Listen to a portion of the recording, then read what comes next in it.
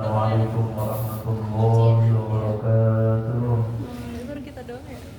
Alhamdulillah alladzi ballagha amarna ila muntasifi syahri Ramadan walladzi an'ama 'alaina bi katsirin min an-ni'am wa minha ni'matul iman wal islam.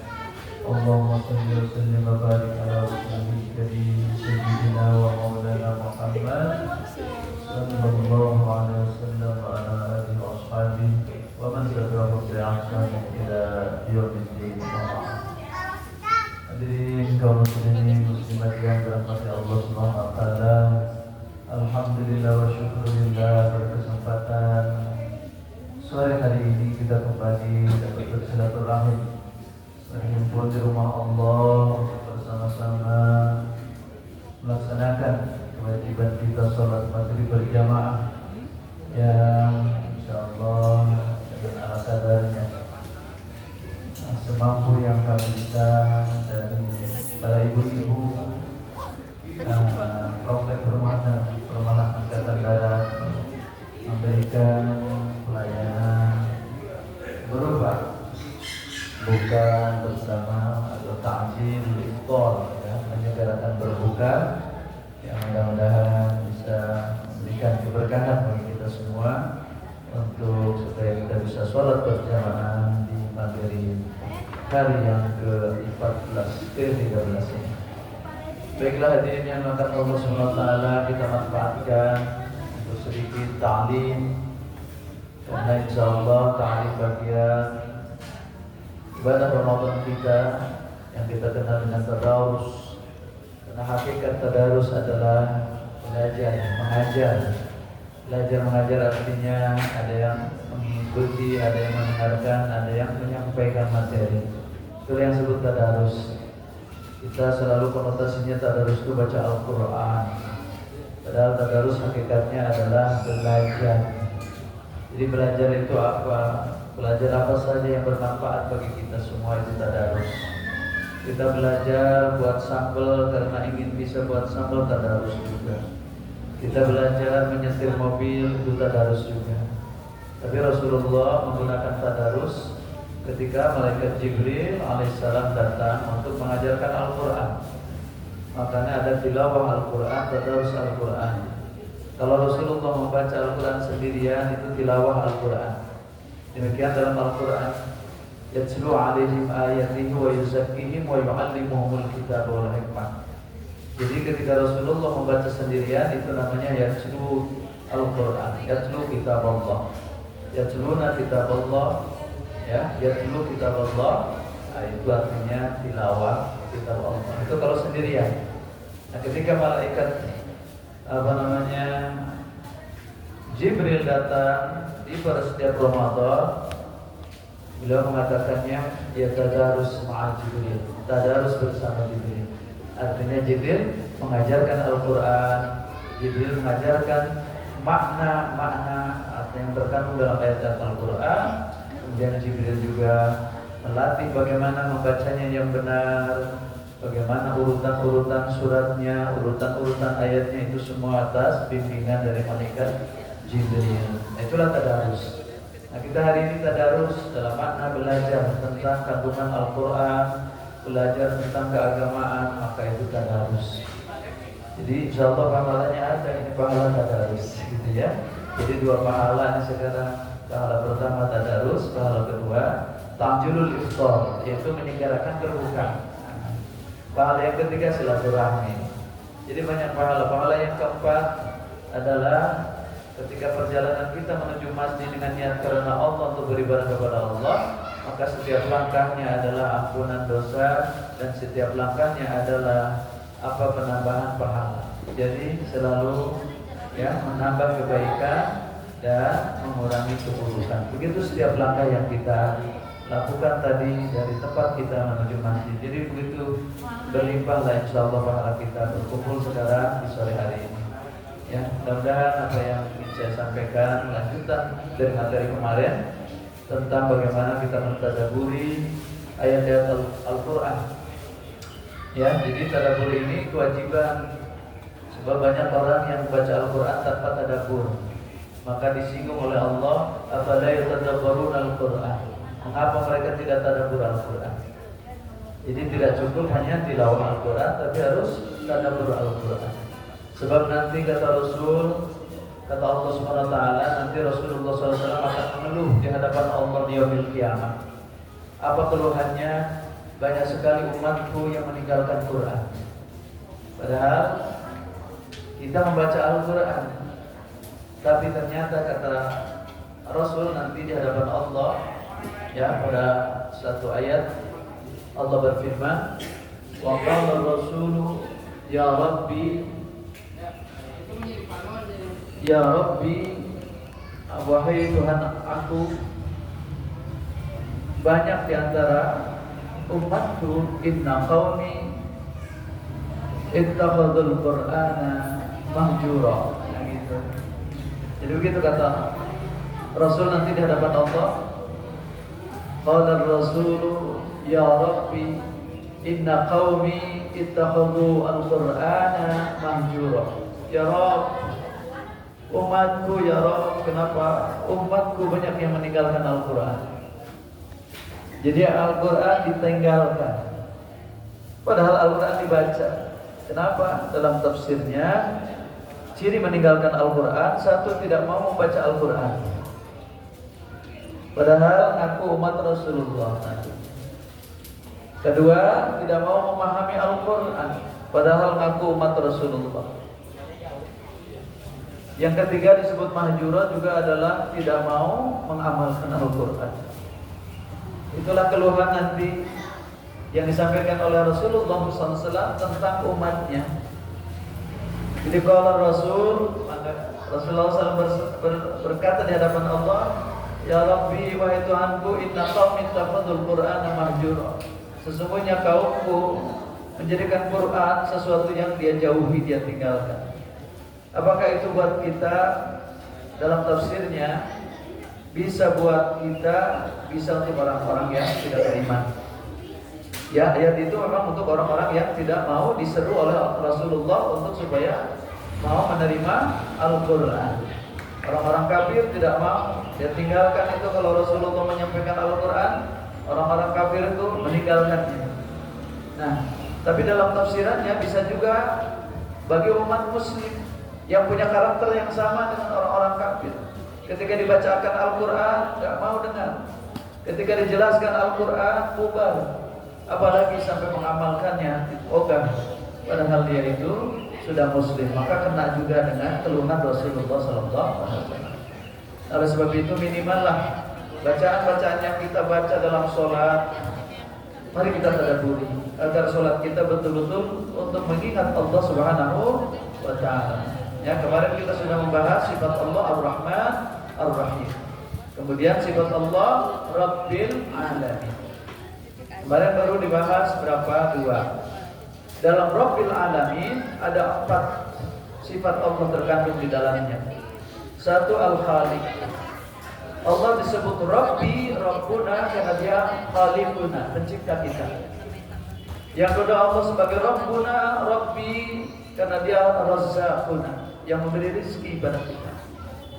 Allah disebut Rabb. Yang keempat adalah Al-Mudabbir, yang menata kelola kehidupan kita, kehidupan alam raya, kehidupan seluruh makhluk ditadbir oleh Allah SWT. Dialah Al-Mudabbir, mudabbir kita. Maka supaya kita mau ikut tadbir Allah, kita tadabbur. Jadi tadabbur Al-Quran ini sebuah upaya memahami Al-Quran agar Al-Qurannya menjadi pentadbir diri kita, pengatur diri kita, penata kehidupan kita. Ditata oleh Al-Quran, maka kita berusaha tadabbur Al-Quran, menggali Al-Quran, memahami Al-Quran untuk dijadikan pentadbir kita. Itulah tadabbur. Jadi tadabbur itu memahami Al-Quran untuk menjadikan sebagai penata kita. Itulah tadabbur. Maka Allah sebagai Rabb, dia sudah luar biasa mencipta kita, padahal tidak ada yang menyuruh Allah menciptakan kita, dan tidak ada alasan Allah menciptakan kita. Atas alasan apa Allah menciptakan kita? Hanya satu, Ar-Rahman, karena sayang saja. Karena rahmat Allah saja kita ada. Sesudah kita ada tidak diterlantarkan oleh Allah. Ar-Razzaq, disiapkan rezekinya. Kalau tidak percaya coba, ya, di bulan Allah turunkan hujan sampai kumaha coba. Ya, ada yang bisa menciptakan hujan kan tidak ada. Sampai ditanya oleh Allah kepada mereka yang tidak mensyukuri turunnya hujan, mensyukuri diberinya hujan. Afara'aytumul ma'a alladhi tashrabun? Apakah Anda tidak memperhatikan air yang kamu minum? Antum anzaltumuhu minal muzni am nahnul munzilin?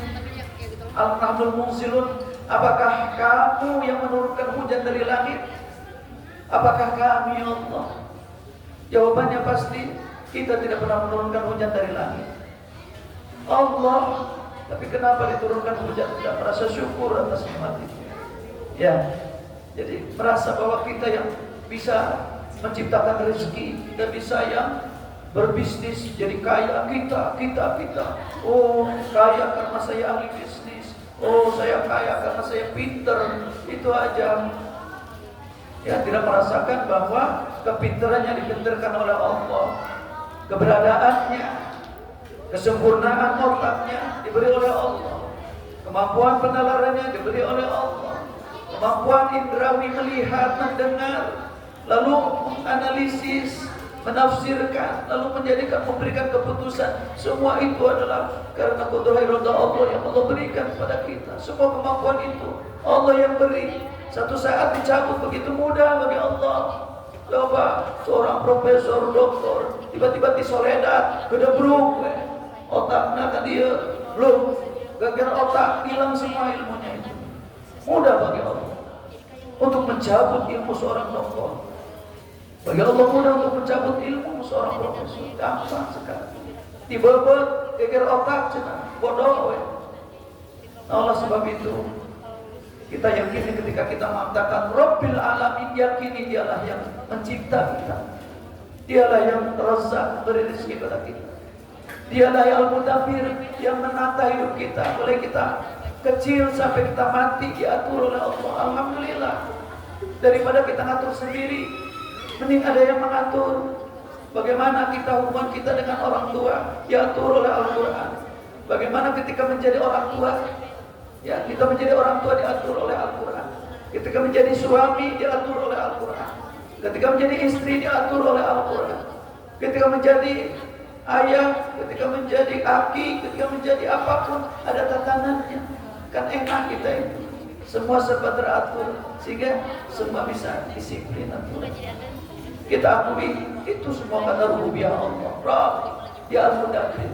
Yang terakhir adalah bahwa Allah disebut Rabb karena dia Al-Murabbi. Murabbi teh anu ngatik ngadidik, yang menumbuh kembangkan, yang merawat. Jadi kalau kita merawat tumbuh-tumbuhan itu Murabbi itu. Kita rawat, kita gemuk, kita siram. Itu Allah seperti itu merawat tubuh kita. Ketika kita kekurangan oksigen, oksigennya siapkan. Ketika kekurangan energi, mataharinya siapkan. Ketika kekurangan vitamin, Allah simpan itu vitamin di buah-buahan. Siapa yang menyimpan vitamin di buah-buahan? Siapa yang memberi manis pada buah-buahan? Siapa yang memberikan gizi-gizi pada makanan? Siapa yang memberikan protein pada daging? Itu semua Allah. Kita taunya tinggal makan, oh ada proteinnya yang kami butuhkan. Taunya kita tinggal makan jus, oh ada vitaminnya yang kita butuhkan. Siapa yang menyediakan semua itu? Boro-boro kita mah, teu bisa nyeun amis, teu bisa nyeun asin, teu bisa nyeun seungit, teu bisa nyeun bau. Semuanya Allah yang membuat. Termasuk juga lidah kita. Siapa yang memberikan kemampuan pada lidah kita untuk bisa mengecap, belah dia asin, belah dia pahit, belah dia manis, belah dia hamro, asam, semuanya. Itu semua sudah kita terima apa adanya. Enggak perlu kita menyiapkan lidah kita. Oh saya merasa asinnya, hayang di depan maya. Oh saya rasa pahitnya, ayo di belakang, biar tidak pernah dipakailah rasa pahitnya. Semua sudah diatur oleh Allah. Kalau bukan Allah lalu siapa kamu? Antum kata Allah Subhanahu wa taala, "Balaula tusaddiqun." Ya. Nahnu khalaqnakum falaula tusaddiqun. Kami yang menciptakan semua kamu itu. Kami yang menciptakan semua kamu itu. Falaula tusaddiqun. Kenapa nggak ngaku-ngaku sih? Kok nggak ngaku kalau kami yang menciptakan, kata Allah? Padahal kamu ada, bukan karena rencanamu. Kamu ada, bukan didesain oleh kamu. Kamu ada tanpa program dari kita. Kita ada sudah diprogram oleh Allah. Siapa yang menata kita jadi laki-laki, yang membuat kita jadi perempuan? Kita tidak pernah punya rencana apa-apa. Kita jadi laki-laki, Allah yang menciptakan. Kita jadi perempuan, Allah. Walladzi yusawwirukum fil arham. Dia yang mendesain kita di rahim ibu. Ibu gak pernah bisa mendesain, bapak gak pernah bisa mendesain. Semua desain dari Allah SWT. Afala tusaddiqun. Kenapa masih belum percaya? Belum mau membenarkan bahwa Allah yang menciptakan. Maka Allah juga yang menumbuhkan. Dari mulai sperma, dari mulai nutfah, kemudian berkembang menjadi alaqah, segumpal daging yang menggantung. Dari alaqah jadi mudghah, sebuah daging. Dari mudghah lalu diciptakan jadi tulang-tulang. Sesudah tulang, lalu Allah ciptakan daging untuk menutup tulangnya. Lalu sesudah 4 bulan kita dalam kandungan, Allah buat makhluk baru kita ini. Yang tadinya air, yang tadinya air hina mima'in mahin. Siapa yang bisa menciptakan air hina jadi orang hebat seperti ini? Jadi hebat, jadi cerdas, jadi pintar, jadi ganteng, jadi gelisah. Cek Allah, kamu kah atau aku, kata Allah. Saking apanya, saking susahnya manusia mengakui dirinya diciptakan. Saking susahnya manusia mengimani bahwa Allah yang memberikan segalanya. Saking susahnya manusia untuk mengaku bahwa Allah lah Rabbuna. Dia Al-Khaliq, Ar-Razzaq, Al-Mudabbir, Al-Murabbi.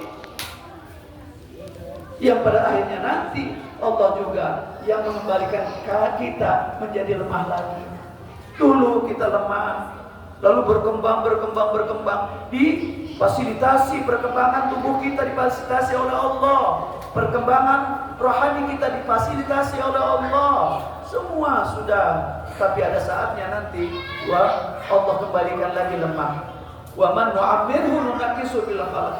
Barang siapa yang kami panjangkan umurnya, siap-siap akan kami kembalikan lagi penciptaannya seperti dulu, yaitu lemah. Dulu kita lemah, jadi gagah, nanti usia 80, 90 telah, jadi tidak ngerti apa-apa lagi. La ya'lamuna min ba'di, sudah tidak tahu lagi ini hari apa, ini bulan apa, ya. Semua itu kenapa? Karena dikurangi oleh Allah.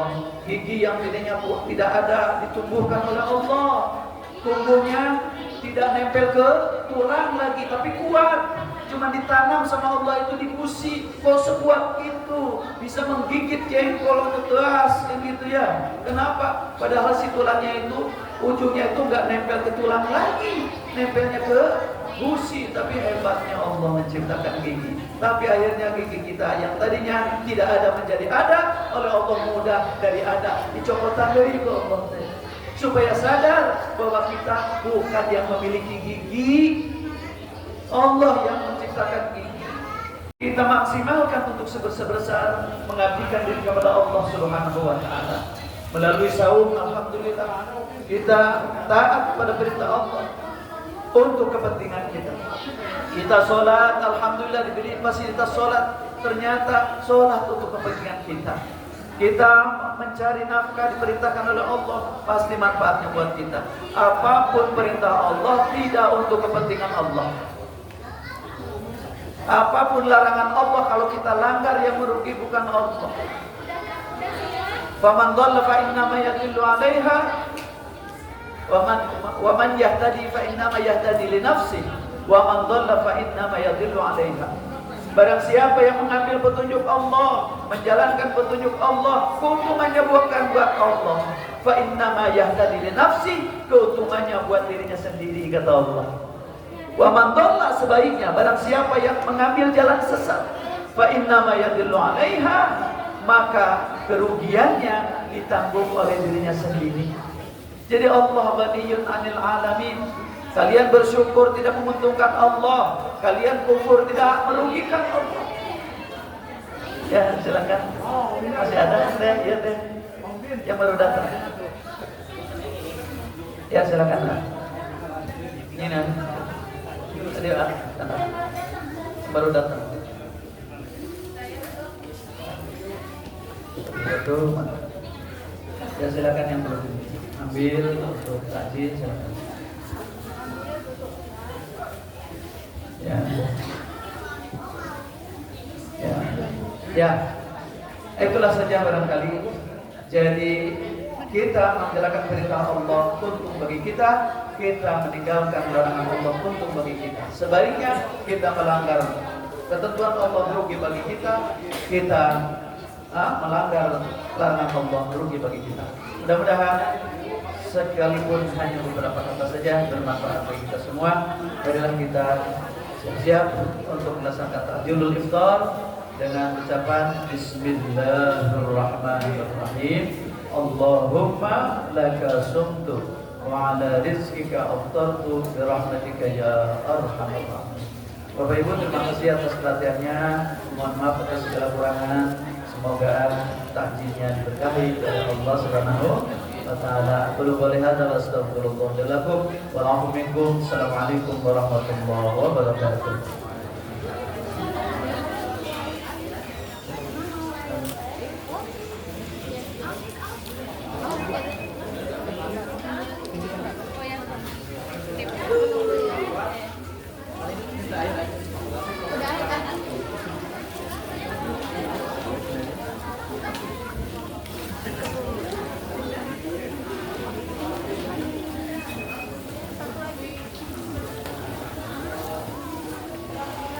Kelapa, ini kelapa, air kelapa.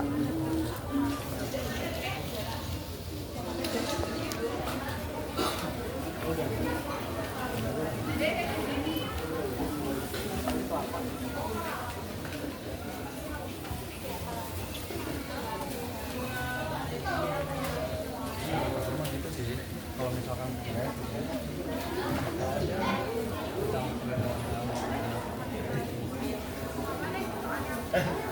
penguatan